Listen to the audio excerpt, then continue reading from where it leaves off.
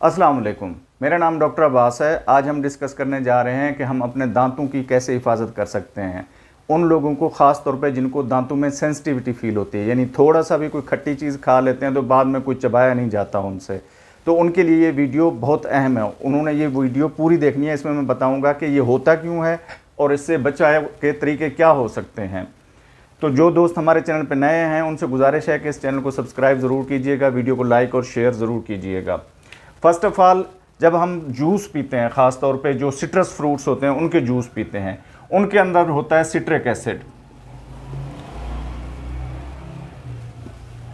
Citric acid क्या करता है कि सिट्रिक एसिड के अंदर एक ऐसी क्वालिटी है, क्योंकि बेसिकली वो एसिड है, तो एसिड की क्वालिटी होती है वो चीज़ों को डिज़ोल्व करता है। ठीक है, तो इसके अंदर एक ऐसी क्वालिटी है, ये कैल्शियम को डिज़ोल्व करके दांतों से हटा देता है।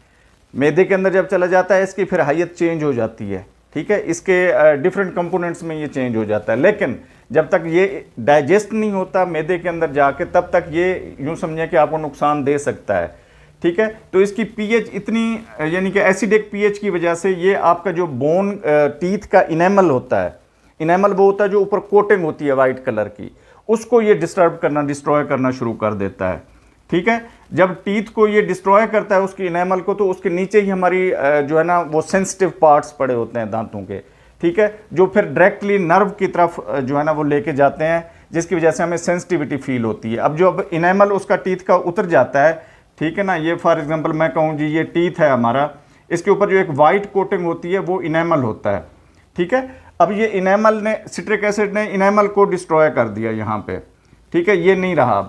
अब डायरेक्ट सेंसिटिव पोर्शन जो है दांत का वो एक्सपोज हो गया है। जब भी आप फिर एक सिट्रिक एसिड वाली या खट्टी कोई भी चीज़ खा लेते हैं तो उसको जो थोड़ी बहुत लेयर जमा होती है वो भी डिस्ट्रॉय हो जाती है, जिसकी वजह से फिर आपके दांत सेंसिटिव हो जाते हैं, यानी कोई भी चीज़ आप खाते हैं तो उसको चबा नहीं पाते।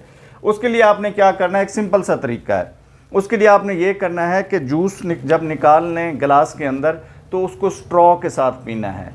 ठीक है, वो दांतों के कांटेक्ट में ही नहीं आएगा स्ट्रॉ के ज़रिए। ठीक है, स्ट्रॉ के ज़रिए डायरेक्ट गले में चला जाएगा जूस जो है, उससे आप फिर सेंसिटिविटी से या इस किस्म के इनेमल के डैमेज से आप बच जाएंगे, जिससे आप अपने दांतों को यानी सेहतमंद भी बना सकते हैं। उसके ऊपर कैल्शियम की डेपोजिशन होगी तो उसके अंदर और जो दांतों को कीड़ा लगने की या जिनको हम टूथ डिके या डेंटल केविटीज़ कहते हैं, आप उनसे बच जाएंगे।